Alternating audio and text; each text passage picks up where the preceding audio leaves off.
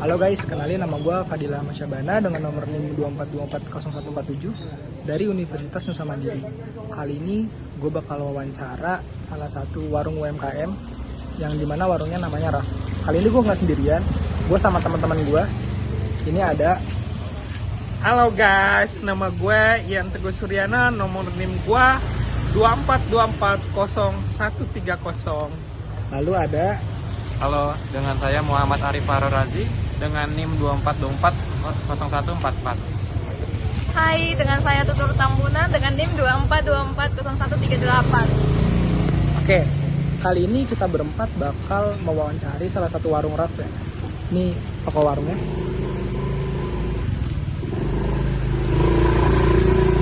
Mau lihat wawancaranya gimana? Bisa lihat di YouTube kita.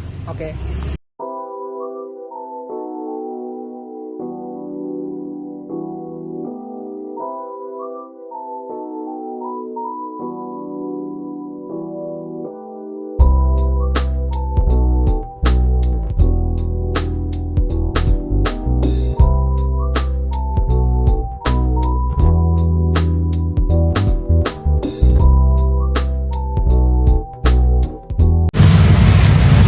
Oke guys, kita udah ketemu sama pemilik warung makan Mama Apri.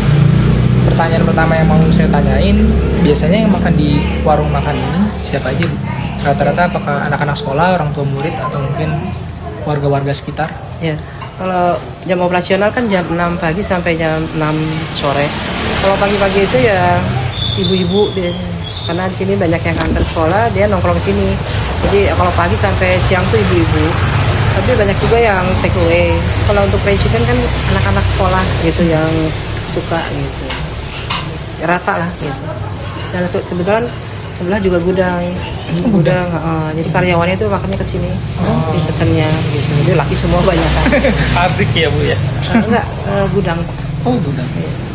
Gudang apa sih nggak tahu. Jadi banyak sih gitu. Ada lebih dari 10 sih. 10. Karena tiap hari pesen tiap Jumat, jadi kayaknya Jumat berkah juga pesannya ke sini gitu. Kalau jam-jam rame tuh Mama Apri biasanya siang, pagi, atau mungkin sore gitu. Biasanya jam-jam rame yang makan di sini. Jadi kalau rame sih ya pagi, karena kan ibu-ibu deh banyak bubur ya pagi. Tapi ya banyak juga sih, ya karena banyak yang take away gitu, jadi nggak kelihatan rame. Ya rame ya kelihatannya pagi gitu, karena mereka standby di sini gitu, sembari nunggu anaknya gitu. Di sini kan menu-menunya banyak ya Mama Apri ya. Ada soto, ayam, gitu-gitu Iya. lah. Ini yang paling sering orang beli, yang saya ingat Mama Apri yang paling sering orang beli itu apa ya? Sebetulnya kan menu pertama itu bubur ayam rempah ini ya yang kita buka. Kebetulan izinnya juga ada halalnya. Terus kita nambah soto, terus nambah nasi ayam, pecel ayam gitu kan. Pertama ya yang ini bubur, tapi sejak saya buka, ini kan Desember kemarin kan saya tambahin fried chicken, jadi kayak agak banyak kan fried chicken. Oh, lebih banyak fried chicken sejauh ini.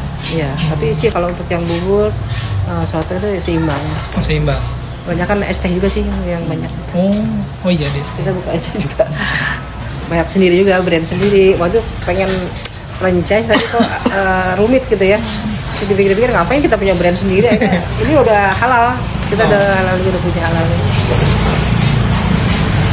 Terus ini kan warungnya banyak. Keunggulan dari warung ini dari warung-warung lain itu apa ya Mama Apri ya?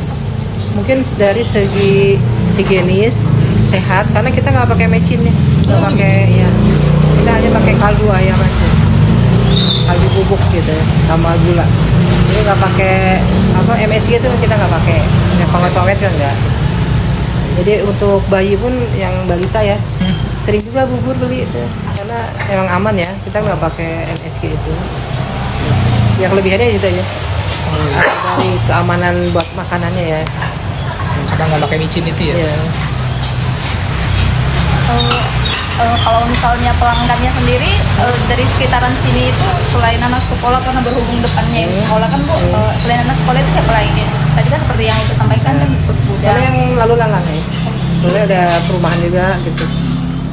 Memang saya sih nggak memprioritaskan dari sekolah, kalau saya pengennya. Jadi dari masyarakat sama yang lewat. Karena kalau sekolah kan ada liburnya, gitu. Saya maunya gitu. Tapi sekarang malah kayaknya udah sesuai dengan harapan saya, nggak terlalu dari sekolah gitu.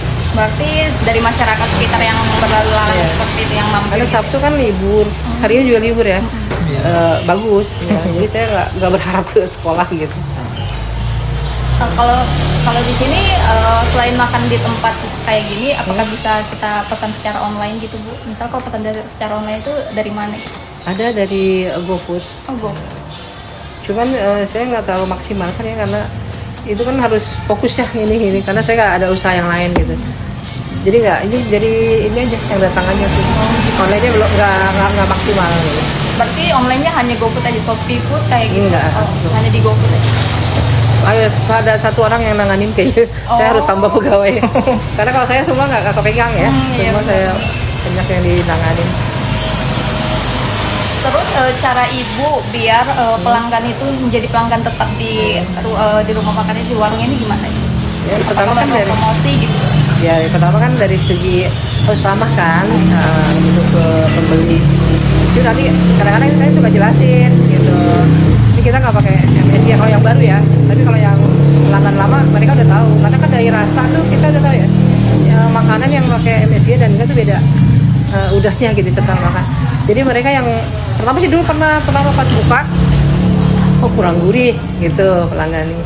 Terus saya jelasin, memang kita nggak pakai mecin. Oh nggak pakai mecin gitu dah. Tapi malah sejak kita bilang itu, karena mereka ngerti kesehatan kali ya, malah jadi ini terus. Jadi nggak perlu kita promosikan ya, mungkin dari mulut ke mulut ya, gitu. Berarti para pelanggan tetap itu lebih aware karena kesehatan, karena warung ini nggak pakai micin. Terus kita juga kan masaknya terbuka ya. Oke. Jadi bisa disaksikan ya kebersihannya. Gitu. Ini kan bubur juga kita nggak bikin banyak nggak, jadi bikin dikit habis bikin gitu. Terus gorengnya juga di sini. Saya kan untuk fried chicken juga saya ngeracik sendiri tepungnya. Jadi mereka ini pegawai saya gorengnya di sini. Jadi yang beli itu ngelihat caranya. Terus kalau semisal ada komplain gitu dari pelanggan gitu, ibu cara mengatasinya itu gimana Bu? Misal ada komplain, Saya ganti. Oh diganti langsung ya? Ada komplain waktu itu. Mungkin supplier yang ayam yang masuk ke kitanya mungkin kurang bagus. Tapi yang anehnya kalau satu orang, ya kita ganti. Bisa aja. Tapi baru sekali sih. Baru sekali. Oh, baru ada sekali aja yang pernah ada komplain. Iya. Tapi sih saya udah bilang kalau itu ganti aja. Gitu. Saya mau yang bertanya Bu, Ya. dari semua menu yang dijual Bu kayak soto ayam, bubur ayam, fried chicken, dan es teh Solo, mana sih Bu yang paling menyumbang pemasukan yang paling banyak gitu Bu? Ini ST sama fried chicken. Es teh Dibanding ini ya, kalau sekarang ya, saat ini. Sekarang ya, oke. Dan apakah warung Raf juga menerima pesanan untuk acara tertentu Bu, kayak ulang tahun? Oh, pesan ya? Sering Kayak gitu. kemarin tuh ada pesanan. Kayak berarti seperti kayak buat bekal anak sekolah gitu ya Bu? Iya. Arisan warga dan pesanan dalam jumlah banyak ya Bu? Bisa. Bisa. Oh. Bisa. Ada sering kemarin juga yang dia bilang jam 6 diambil, jam 7 diambil, ya kita diambil.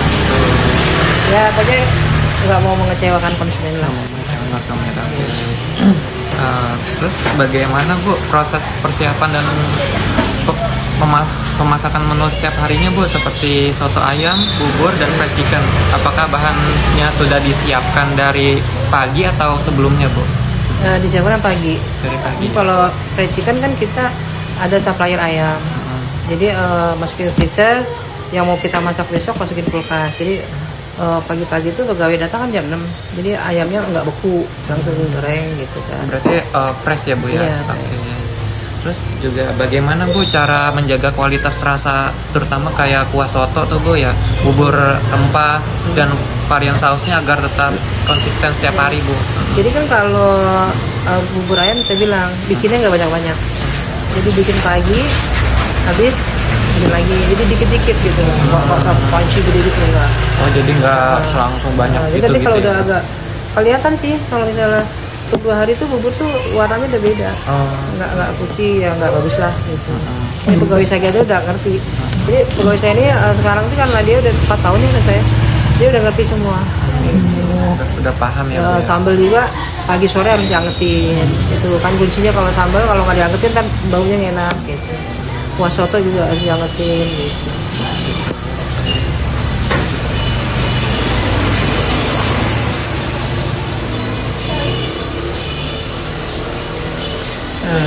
Bu, izin kira-kira dari Ibu apa aja sih aset yang paling penting di rak ini? Maksudnya aset Iya, apa, Bu? misalkan untuk aset-aset di brandnya Ibu ini, kan Ibu udah punya brand nih. yang di Brandnya- warung apa yang di Yang produk di warung. Kalau aset kan berarti kan apa ya, peralatan berarti kan. Iya. Ya ini saya menggunakan Magicom.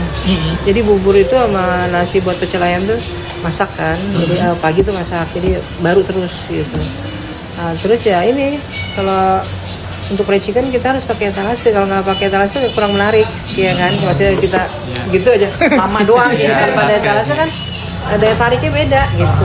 Terus juga biar menjaga nggak terendam kena debu Itu juga ya, Bu. kayak ini es teh kita taruh aja situ tuh gitu kan. Nah, itu jadi daya tariknya juga gitu di situ. Kalau untuk resep-resepnya itu dari Ibu yang buat atau Saya. beli dari luar? Oh enggak saya. Oh, dari luar. Jadi gini, belum nyoba es teh saya ya. Ntar saya Boleh. Besar sih. Ya, es teh gitu. Jadi gini kelebihan es teh saya nggak pakai simple sirup. Oh, Jadi pakai gula yang dicairkan. Jadi itu. Jadi ada, pokoknya ada PT Karaba kesini kan, gitu ya. Bu, kok beda ya minumnya nggak batuk ya? Karena gitu. Jadi saya gula tuh fresh setiap hari bikin air gula tuh. Gitu. Nah, itu kelebihannya itu. Mungkin kalau orang-orang yang franchise kan dikasih simple sirup satu jigen. Saya nggak. Jadi gula yang kasih air di panasin. Itu kelebihan teh saya. Gitu. kalau saya lihat kan nih yang di warung ini kan bukan Ibu aja. Mungkin kalau Ibu sendiri mungkin kalau pada saat yang belinya rame kan nggak terpenuhin. Nah, di sini kira-kira itu berapa orang ya, Bu? 2 orang ada. Oh, 2 orang. Kebetulan satu tuh yang tanggung jawab di bubur ini warung ini kan 1 orang.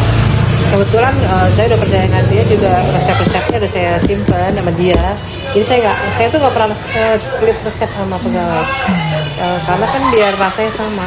Jadi untuk soto untuk itu dia sama, udah tahu. Kadang-kadang saya tulisin.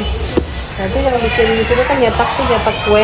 Dia kan ada kue lebaran juga, kue kering yang tiap hari produksi. Jadi biasanya sih kan ramainya tuh jam 12 dia keteter. Kalau pagi sampai yang sore nggak keteter. Kan jam 12 tuh anak-anak kan pada kesini. Nah itu bantuin. Paling kalau Jumat berkah kayak Iya. tadi, saya kan ngadain Jumat berkah juga di sini. Gitu. Ya, alhamdulillah kan buat melancarkan juga kan. Iya. Biar nah, itu dia dibantuin. Gitu. Jadi adalah kalau pas rame banget, tapi kalau itu dia bisa nge-handle. Kalau ini kan kayak bahan-bahan bakunya, mungkin Ibu apakah ada supplier yang ngantar ke sini atau Ibu yang beli ke pasar? Oh enggak, diantar. Oh, diantar berarti Supplier. punya supplier ya? Itu dia. Ada supply, jadi ayam dari Wings Food. Terus kita kalau ini ada jadi by WA aja. Jadi kayak perlengkapan ini semua ada untuk bahan-bahan kemasannya. Saya kerjasama sama toko yang di sana tuh. Jadi untuk gelas, untuk plastik by WA aja. Tokonya dia toko sendiri atau Sendiri. toko sendiri? Tapi kalau misalnya kan bubur kan ada ya kayak bawang ataupun sayurnya gitu kan. Iya, Itu saya ada. Ibu beli sendiri atau emang di Wah, saya ada tukang sayur. Tadinya saya kerja sama petani tapos ceritanya tuh. Cuman kemarin pas saya pesan kentang buat ini keripik nggak bagus. Terus waktu kemarin saya pesan dari MBG ya, MBG kan pesan juga tuh 107 kilo. Mustafa itu kan 450 mentah. Nah, saya ambil ada tukang sayur sini nih, ada sebelah sini ada dekat rumahan. Itu ternyata lebih bagus dan lebih murah. Jadi saya bekerja sama pedagang yang dekat sini. berarti sama pedagang lokal gitu ya? Ya, jadi saya tuh pegawai juga saya kan daerah sini. ngambil lagi ngerekrutnya dari sini, terus ngambil bahan baku juga tukang sayur sini, untuk plastik dari tukang sayur sini. Ya kita inilah biar ada kemajuan ekonomi di sekitar saya. Punya mitra juga ya. Nah, tapi kalau untuk ayam jadi ke sana di Cisalak Wings Food. Ya.